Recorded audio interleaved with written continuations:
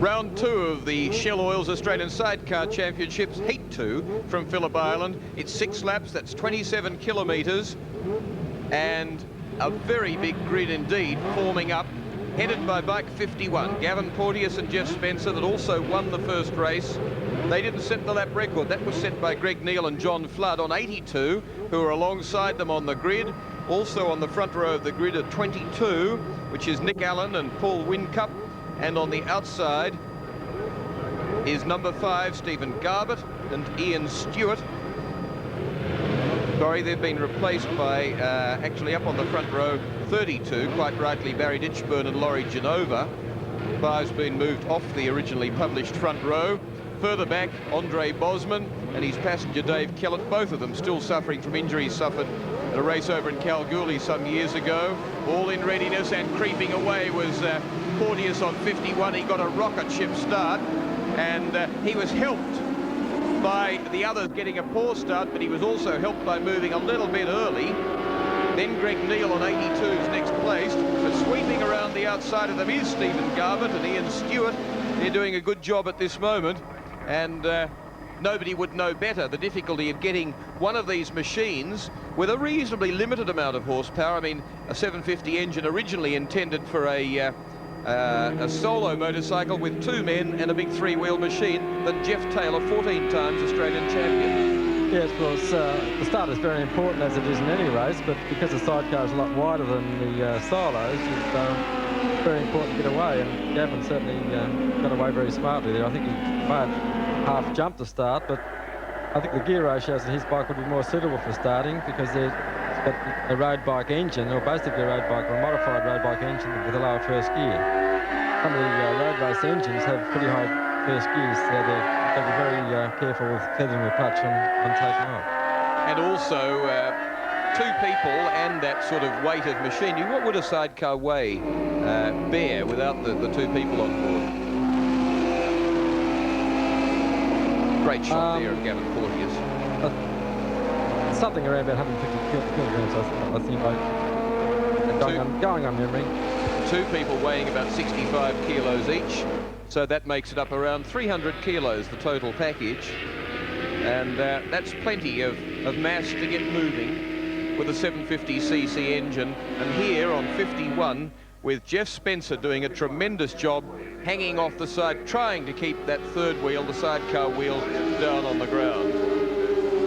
The standing lap, 53.6, might have been helped by a 10th or a 2 by him getting away before the green light went.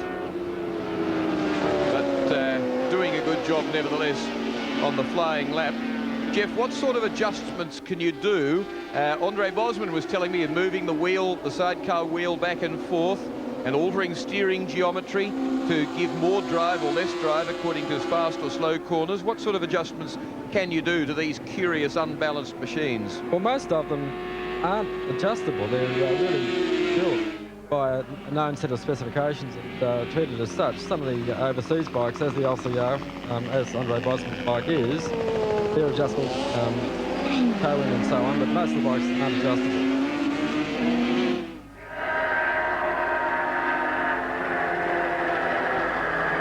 So the race leader is 51, Gavin Porteous, Jeff Spencer.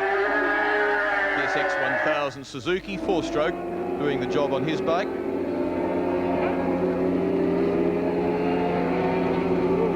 Being pushed at the moment, very hard pushed indeed.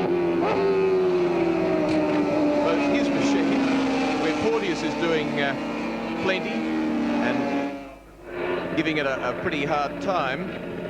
But in behind them too is Darryl White and Terry Boyd with a TZ 750 Yamaha engine. They're doing a good job on bike 3. Here comes White now, right up onto the tail of Porteous' machine. This is the difference between 4-stroke and 2-stroke. The 2-stroke may be getting its power to the ground just a little bit better in the slowest parts of the corners. Sensational smooth flowing stuff as they come down the main straight now, and White looking for the run on the inside. Of course, it's the wrong way into the next corner. Greg Neal grabs both of them, shoots through from 3rd place into the race lead. Porteous looking to come back down with him, but they, while the other 2 were worried about each other, shot down the other side of the racetrack and slammed off into the lead, and in response, Porteous has gone back into the lead with Jeff Spencer, again, the man keeping the third wheel on the ground. So another great battle for the lead, as we had in the previous sidecar race and as we had in the 250 race, the second heat of that here at Phillip Island.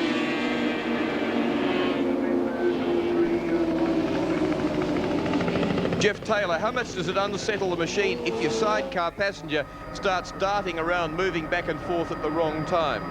Well, it is important that the sidecar passenger is smooth, because you can unsettle it quite dramatically, especially going into a corner. And does he wait, therefore, until you've got the machine moving in the direction he sort of goes with a change of weight and G-force on the machine? Yeah, well, basically he moves with the force of the machine. That way he's not fighting anything. It's also smooth that way. Have you ever had your passenger fall off the machine while you've been racing? No, I had a very good passenger in Barry Fraser, and he was... Oh, well done. Sorry, but Gavin Porteous, absolute artistry over the top there, I think you'd agree. That was fantastic. And chasing Greg Neal. Sorry, you were talking about Barry Fraser, your passenger. No, I said Barry was very good, and I had utmost faith in him. He never, ever put a foot wrong or a hand wrong. He must have had plenty of faith in you too, I think, and I think faith well placed to win 14 Australian championships, a fairly similar number of Australian motocross championships, and then to go speedboat racing and to win an Australian title at that as well, as we see another challenge for the lead, and the three of them well and truly into it. Out of it on this occasion is Barry Ditchburn, Laurie Genova, but well and truly joining the mob is Darryl White and Terry Boyd, and they're in the lead. Sorry, it's Porteous in the lead, and so Neal, then Darryl White, back there in third place. Gavin's got the disadvantage of speed there, but he's got the advantage of a bit of aggression. He's really riding hard.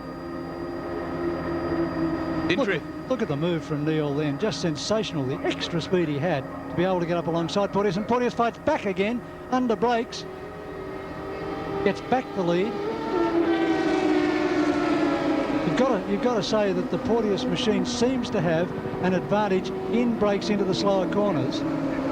Well, Greg Neal was saying in the break earlier that Gavin was quite outstanding in the brakes, and I think it's probably more when he puts them on rather than the actual braking capacity of the bike. He actually applies them.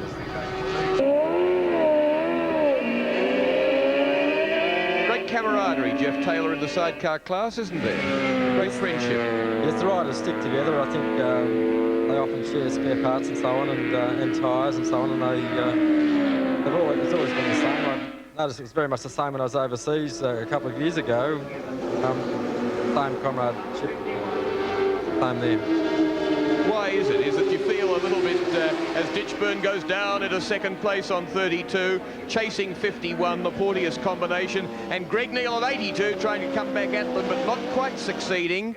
His passenger looking as though he's half standing, which indeed he is, as he gets out over the rear wheel. A little bit less space at the back of that LCR, the Louis Christian Racing worm type outfit built by Combo Industries in Queensland. Is it that they feel a little bit left out by comparison with the solo classes? I would say it's not quite the glamour class of the solos, but I think it's because of that. Makes the guys all pull together. They're all more of them, as you say, a mateship exists there. On the last lap now, and that's Gavin Porteous leading. He's got a nice advantage at this stage on number 51. Doing the hard work, tearing across from one side to the other is Jeff Spencer on that outfit. In second place, bright red as we see it from above, is Barry Ditchburn, the former English solo Kawasaki rider, and Laurie Genova. Third place at the moment is Greg Neal on that long Transac machine with John Flood from Queensland. And fourth, Darryl White, Terry Boyd on number 3, TZ 750 from Hartwell Club in Victoria.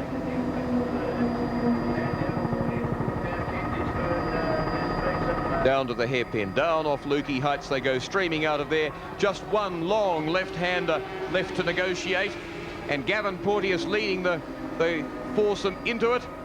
The man right at the edge of your picture there comes past the pit access lane road, comes round to Swan Corner, leads as they come finally through that and onto the straight, And he's the man tucked down now, tight and tidy, heading to the finishing line to victory in the second heat of the second round of the Shell Oils Australian Sidecar Championship. Victorious over a bad starting Barry Ditchburn and Laurie Genova on 32. A hard-fighting Greg Neal and John Flood, who in the first race set a new lap record on number 82. And into fourth place, not very far behind them, Darryl White, Terry Boyd on bike number 3. Spectacular.